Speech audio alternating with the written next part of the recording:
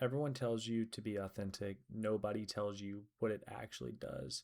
It's not a vibe. It's not saying the first thing that comes to mind. It's not acting out of impulse. It's a filter. And it doesn't do what you think it does. Most people think authenticity is about attracting the right people. It's actually about repelling the wrong ones. Let me show you. So I want you to picture the performative male in his natural habitat, the macho guy. He's ripping a cig, reading a book he has no business reading whatsoever, that he never would totally read unless the algorithm gods told him you'll pull mad chicks if you read this book. So he's reading that book, drinking his matcha. And if it wasn't part of his costume, he'd throw it to the side. So his identity is a cosplay. It's totally rented. He was on the algorithm thinking, this will work. But doing that comes at a major cost. So since he wasn't authentic and wasn't based, and he was doing the wrong form of authenticity of trying to attract people to him, Matcha Guy is building the wrong life, the wrong friends, the wrong girl, the wrong job. He's solving for a life that literally is not his. He saw some other guy do it, and now he's trying to do it. So Matcha Guy attracts Matcha Girl. Great. Except when she says, let's go get matcha on Saturday, he cringes and throws up in his mouth, and he's with the girl he doesn't even want, and he wonders why his life feels off. Before anyone comes at me saying I'm acting above this, I've literally been that guy, and I'm speaking from experience. Mine was a different flavor. It was sneakers and like hype beast clothing. Like I was totally on that wave. It was a part of like the way I made money at the time. I resold a lot of that stuff when I worked at one of my first jobs, and I kind of justified it because I was like, well, I'm really representing what I sell. They're conversation starters. If anyone wants what I have, it's literally on my body. I'm like a walking billboard pretty much. But I was in head to toe in whatever the culture was. And in a southern small town, I looked like a cornball in hindsight, like an absolute cornball.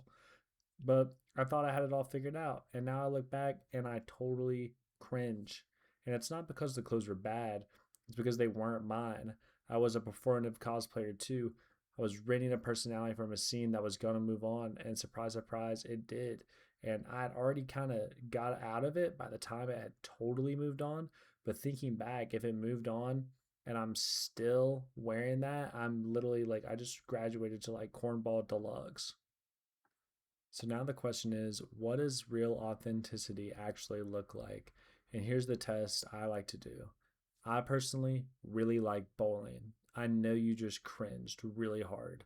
And that's the point is bowling is not cool. Like there's nobody that's like, the cool guy in school is like, what are you doing this weekend? I'm about to hit the freaking lanes and go crazy. So I think making it cool is being authentic because you don't give a fuck what anyone else thinks, and that's the whole point. Like you cringing doesn't impact my joy for bowling. And now I'm not a diehard bowler. I'm not gonna bowl for the rest of my life. Like I just joined a league for fun, have my fun, just a little minute of spontaneity or whatever. But the whole idea of this is like whatever your hobbies are that you would do if Instagram didn't exist or like no one could see you do it, kind of like, they say integrity is what you do behind closed doors. That's kind of the same thing with your hobbies. If you have anything else you do that is the inverse of that, that's rented and you're being performative and you're not being based. So everyone tries to paint authenticity as a picture to attract the people that you need in your life, but you're always going to have people coming into your life, whether it's at work or through things in your community or through social media. Like you'll always have them coming at you. So if you're like in a river and you're using, a net, you're going to catch some fish. So the real thing is to just like filter people out. And that's the way I prefer to be authentic. So I play a good amount of golf. I've been 11 months in. I'm always meeting new people, friends of friends. We're trying to always have a foursome so we don't have to play with randoms. But low key, that's more my friends kind of, way they like to do things. I personally don't like mind playing with randoms. I've met some pretty cool people, honestly, but this kind of still relevant anyway. But when you first meet somebody, like we all know you can't go full demon malicious mode on a stranger. But me and my friends totally bust each other's chops like all the time. Like if I'm jabbing you, you're gonna jab me 10 times harder, and it's just gonna go back and forth. And that's just how guys show love. Like the more diabolical, the more I probably fuck with you type shit. So I was playing with this new guy. It was my first time meeting him. And like 9 holes in, we're at the turn on nine, going into the pro shop. And I'm a corny guy. Like, I'll say some corny ass jokes just because I think the fact that they're so corny and purposely cringe and they just can't believe I said it, that's what's funny to me. But long story short, I come out and I tell this guy, I'm like, yo, I was just in there, bro. Joe was asking for you. He's like, oh, who's Joe? I'm like, Joe Mama, bitch. That's it. Corny as hell, lighthearted, testing the water. He got offended as fuck. Full stop. He was like, bro, I can't believe you said that to me. Instantly thought in my head, oh, brother, this guy is not for me. Like, I didn't reject him, he rejected himself. My real personality dialed all the way down to a Joe Mama joke was too much for this man. So if I went demon malicious mode, he's about to fully crash out and cause a scene probably. Like, I wouldn't even know what this man is capable of. Now, let me be clear. You can't go around just being a freaking dickhead. Like, authenticity isn't being cruel. It's just like not softening the parts of like who you are. Like, if a Joe Mama joke makes you wig out, I was not going to be friends with you to begin with. Like, Demon Malicious mode, you're going to be chopped. So I'm just going to spare you that. Like, thanks to you, bro, for saving us both time. I'd rather have a handful of real ones who give me than a big circle of people I'm constantly managing. Like thinking about the nuance of conversation, walking on eggshells, cringe. Like that's just going to exhaust you and make you antisocial. Like you should just be able to say what you want freely, and those are your people. And here's where I first learned this. I was 15 years old and my mom was on her Drake shit. She started from the bottom at this company, and after 17 years, she had worked her way up and now she's here. So the company ended up doing very well. The CEO, like it was like a startup type of thing. He was like monumentally successful, and this dinner was going on and she insisted I come along. I'm not really sure why because I'm kind of a dumbass sometimes.